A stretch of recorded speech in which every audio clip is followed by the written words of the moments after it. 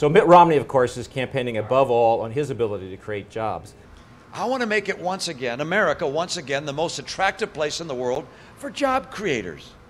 And it's not just because I love job creators, it's because I love jobs.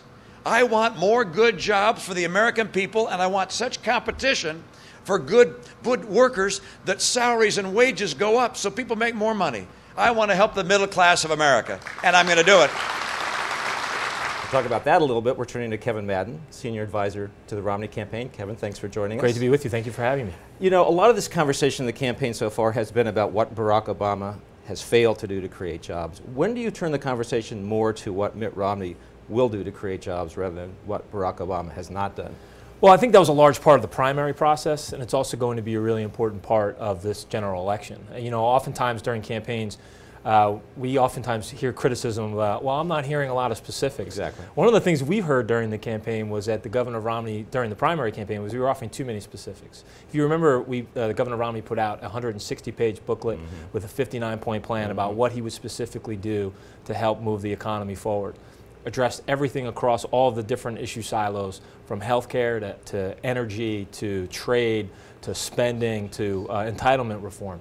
So Governor Romney, I think during the next couple of weeks, you're going to see him talk in very specific terms about what he would do on all of those issues, because all of them have an important part of laddering up to a bigger economic argument we're having in this country about how do we create jobs. So if you go industry by industry, sector by sector, issue by issue related to from everything from spending and deficits to entitlement reform to healthcare and energy, Governor Romney is going to have a very specific message that he delivers to voters about what he would do differently. And what is the role of government in this? I mean, you're obviously making a case that the Obama view of government is that it's too intrusive. What is the role of government? Well, I think that is one of the clarifying debates that we've already seen during this campaign. It's going to be an important question for voters when they go to the polls in November.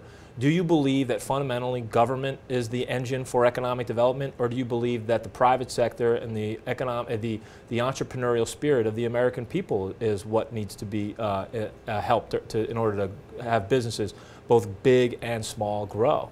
And I think we've seen that debate this week. We've created 4.3 million jobs over the last 27 months, over 800,000 just this year alone.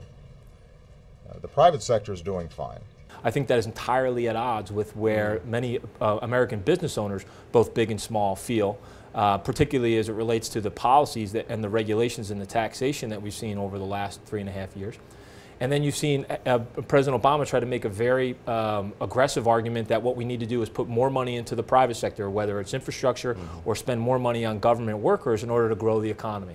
So I think those are very big differences that are going to be litigated as part of this general election, and it's going to be an important test for the voters. You know, one of the clouds hanging over the economy, everybody would agree, is Europe. What would Governor Romney do different about making the European problem less of a drag on the U.S. economy? Well, I think one of the interesting things about Europe right now is it's a cautionary tale in many ways about the direction that this country is headed. If we continue to if we continue to follow the vision that President Obama has, which is putting more faith and more emphasis in just spending money on the government and growing the size of government, that it's going to create a problem. It's going to stifle the economic growth that we have in the private sector, and we're not going to be able to see the job creation and the economic growth that we need in order to sustain our economy.